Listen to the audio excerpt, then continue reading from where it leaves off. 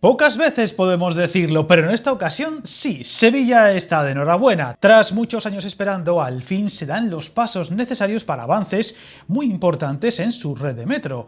El acto de la primera piedra de la línea 3, además de suponer un avance decisivo, dejó muchos titulares y anuncios que te cuento en este vídeo.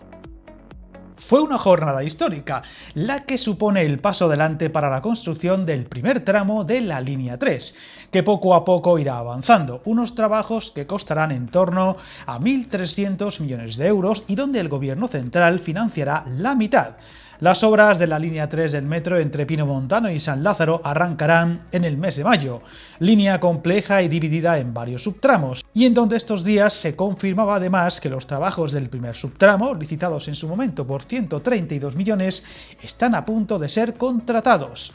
Un acto plagado de autoridades locales, regionales y con la presencia del ministro de Transportes e incluso el presidente del gobierno. Viajar en tren nunca fue tan fácil. En trenes.com encuentra y reserva tus billetes de Renfe, Wigo, Irio y muchos otros países europeos. Vive experiencias únicas a bordo y recuerda, si vas sobre raíles, está en trenes.com. Hablamos de un tramo que conectará a los 30.000 vecinos de Pinomontano con el centro, con una longitud de 2,5 kilómetros y 3 estaciones: Pinomontano Norte, Pinomontano y Los Mares, donde enlazará con la red ya existente. Además, estos días, el presidente andaluz, Juanma Moreno, anunciaba la licitación del estudio de actualización del proyecto de la línea 2 del metro de Sevilla, línea que cruzará de Torreblanca a Triana, pasando por Sevilla Este, uno de los barrios más poblados de la capital andaluza. Un estudio que incluye la prolongación al Aljarafe y al aeropuerto, y que debe concluir a mediados de 2026, que sería cuando se licitaría el proyecto constructivo, dejando la curiosidad de que parece que se haya avanzado más en estos días y semanas que en los últimos 22 años.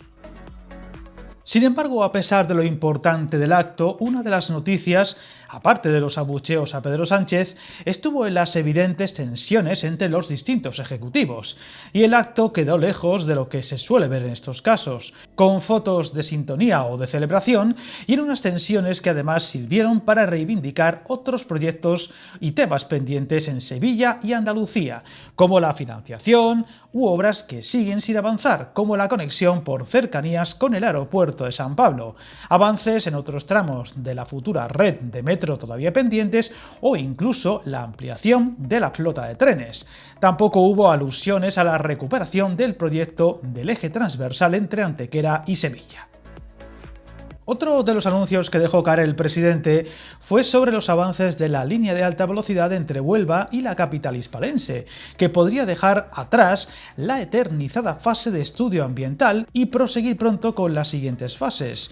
Una línea que se espera tener lista en unos 3 años una vez comiencen los trabajos, aunque de momento sin un calendario claro. Costará 1.500 millones de euros y que pondrá a los onubenses a menos de una hora de la capital andaluza. Ojalá que jornadas así se puedan ver más a menudo en próximas fechas en todos los rincones del país. Todo tras unas semanas donde nos estamos encontrando más malas noticias que otra cosa, con un creciente aire de pesimismo en infraestructuras por todo el país, por lo que avances como el de hoy contado en Sevilla suponen un soplo de optimismo que siempre se agradece. Suscríbete al canal y recuerda, hasta el camino más largo se inicia con un primer paso.